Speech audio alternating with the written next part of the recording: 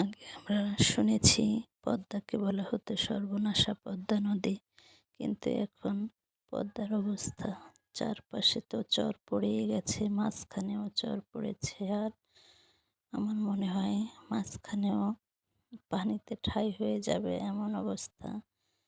তো এই যে ট্রেনে করে পদ্মার উপর দিয়ে যাচ্ছিলাম, তো দৃশ্যটা দেখে ভিডিও করে ফেললাম। তো এখন বেলা প্রায় 9:30টার মতো বাজে, তারপরেও কুয়াশায় ভালো কিছু স্পষ্ট দেখা যাচ্ছে না। তারপরেও যতটুকু দেখা যায় অনেক জায়গায় মাঝখানে মাঝখানে চর পড়ে গেছে। সেই সর্বনাশা পদ্মা নদী আর নেই।